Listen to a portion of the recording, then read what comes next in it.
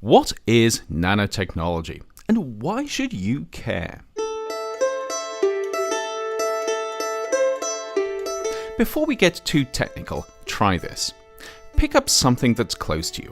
Anything. It might be a glass, or a smartphone, or even a t-shirt. It doesn't really matter what.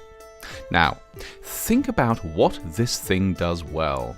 It could be holding water or chasing Pokemon, or if you're thinking about that t-shirt, making you feel awesome.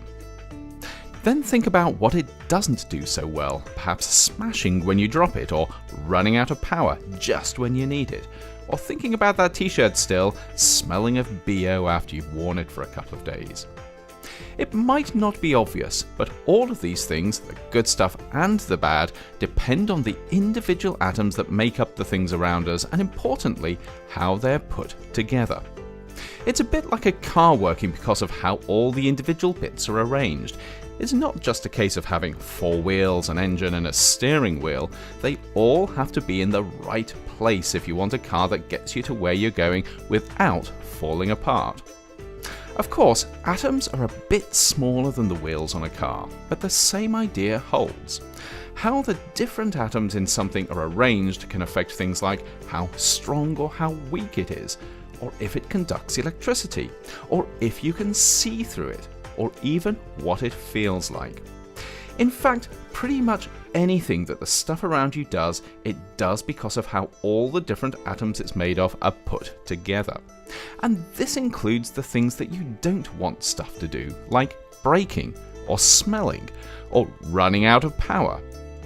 If we were really smart, of course, we'd make the stuff around us work better simply by doing a better job of arranging the different atoms it's made of. And if we were smarter still, we could make totally new stuff by putting atoms together in ways that we'd never done before. We could even start to create stuff that behaves in quite unusual ways, because when you start playing around with atoms, you can tap into some really weird quantum physics. The trouble is, atoms are really small, more than 1,000,000 times smaller than the tip of your pinky finger, and that means they're not that easy to work with. But over the past few years, scientists and engineers have become increasingly good at designing and engineering materials down at the level of atoms or small groups of atoms. And because this new technology involves doing stuff at such a minute scale, it's called nanotechnology. Using their new skills, nanotechnologists are beginning to do cool stuff like creating materials that are really good at turning sunlight into energy, or using nanoscopically small particles to deliver anti-cancer drugs, or even turning polluted water into drinkable water. They're even finding new ways to make glass that doesn't break when you drop it, batteries that last longer, and even t-shirts that smell fresh after you've worn them for a few days.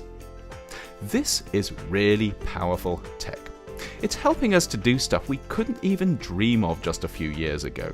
But because nanotechnology is so powerful, we need to be really careful how we use it, just in case we end up causing more problems than we solve. The last thing we want is to make better solar cells that also destroy the environment, or design more efficient water filters that just happen to cause more pollution. Because of this, scientists and others are working hard to make sure we develop and use nanotechnology responsibly. But this isn't just down to nanotechnologists. It's something everyone can be part of, because at the end of the day, it's up to us to decide just how much we want nanotechnology-enabled products and what we're willing to put up with to get them.